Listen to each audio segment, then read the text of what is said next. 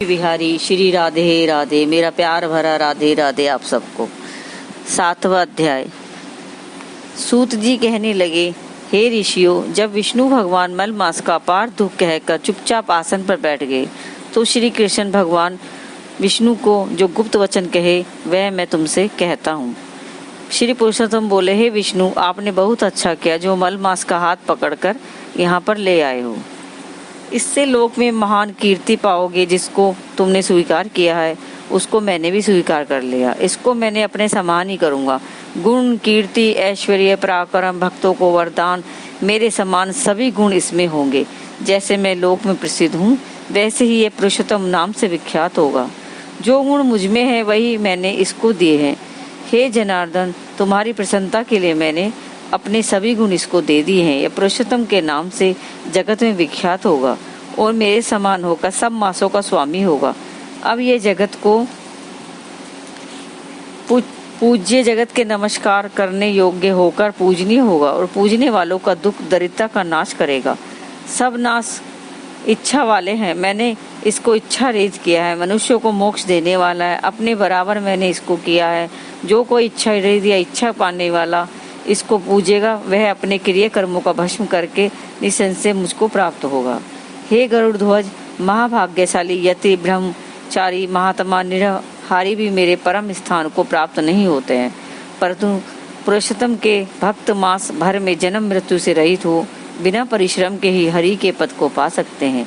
सब साधनों में श्रेष्ठ, सब काम अर्ध का देने वाला यह पुरुषोत्तम मास स्वधाय योग्य है। जैसे हल से बोए हुए बीज करोड़ों गुना बढ़ते हैं वैसे ही पुरुषोत्तम मास में किया हुआ पुण्य कोटि गुना बढ़ता है। कोई चतुर्मास के व्रत यज्ञों द्वारा स्वर्ग में जाकर वहां के भोगों को भोग कर फिर पृथ्वी में आते हैं, किंतु जो पुरुषोत्तम का आदर से विधि पूर्वक सेवन करता है वह अपने कुल का उद्धार करके मुझको ही प्राप्त होगा। जो महाअज्ञानी मनुष्य इस मास में जब दान आदि नहीं करते और अच्छे कर्म नहीं करते, देव, तीर्थ तथा ब्राह्मण से वैर करते हैं, वे दुष्ट भाग्य वाले, दूसरों के भाग्य पर जीने वाले, उनको खरगोश के सिंह के सोपन में भी सुख नहीं होगा।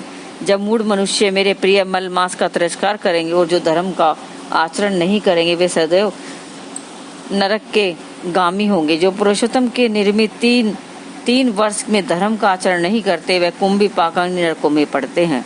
जो अज्ञानी पुरुष स्त्री, पुत्र, पौत्र आदि के बंधन में फंसा रहता है वह अज्ञानी दुख रूपी दावामल में पड़ा रहता है। जिसका अज्ञान से मेरा प्रिय अत्यंत पुण्यदान पुरुषोत्तम मास बीत गया,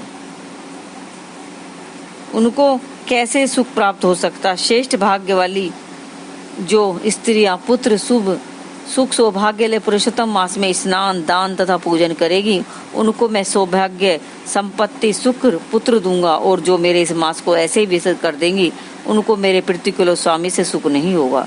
भाई, पुत्र तथा धन का सुख तो उनके सोपन में भी प्राप्त नहीं होगा। अतः सब मनुष्यों को मेरे इस मास में स्नान, पूजा, जप आदि करना, विशेष करके अपनी शक्ति के अनुसार दान करना चाहिए। जिसने भक्ति और श्रद्धा से पुरुषोत्तम में मेरी पूजा की वह धन तथा पुत्र का सुख भोगकर अंत में मेरे गोलोक में वास करेगा। मेरी आज्ञा से सभी मनुष्य मल मास को पूजेंगे। मैंने सब मासों में उत्तम इसको किया है, इसलिए हे रमापते, तुम चिंता छोड़कर पुरुषोत्तम मास को लेकर बैकुंठ को जाओ। इसका 8वां अध्याय मैं आपको अगली बार सुनाऊंगी। श्री राधे राधे।